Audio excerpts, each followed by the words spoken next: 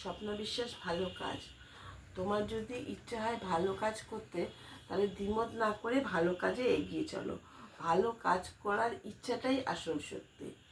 চোখ নাক মুখ খোলা রাখলে ভালো কাজ ঠিকই চোখে পড়ে, সেটা রাস্তায় হোক বা ঘরে হোক।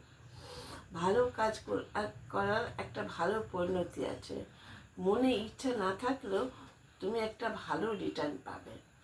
যেমন একটা বনে একটা শিকারি পাখি শিকার করতে গিয়েছিল। সে এক বন্দুক নিয়ে একটা পাখিকে টার্গেট করেছিল।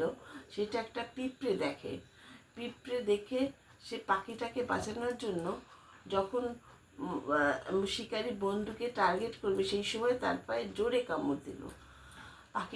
শিকারিটা উফ করে যেই আওয়াজ করলো, পাখিটা সতর্ক হয়ে গেল, উড়ে যাওয়ার সময় শুধু দেখলো যে শিকারি পাবে একটা পিঁপড়ে নামছে। সে মনে মনে পিঁপড়েটাকে কৃতজ্ঞতা জানালো। তারপর অনেক দিন কেটে গেছে, বনে অনেক বর্ষা নেমেছে, খুব জলে পিঁপড়েটা ভেসে যাচ্ছিল। পিঁপড়েটা ভাবছিল যদি কোনো পাতা টাতা পাওয়া যায় তাহলে উঠবে। সেই সময় পাখিটা পিঁপড়েটাকে দেখে এবং তার কাছে একটা পাতা ফেলে দেয়। পিঁপড়ে পাতার উপর উঠে নিজের প্রাণ বাঁচিয়েছিল। এইভাবে পাখিটা তার উপকারের মর্যাদা দিয়েছিল। ভালো কাজের ফল আপনি পাবেন, সেটা কিভাবে পাবেন জানার দরকার নেই।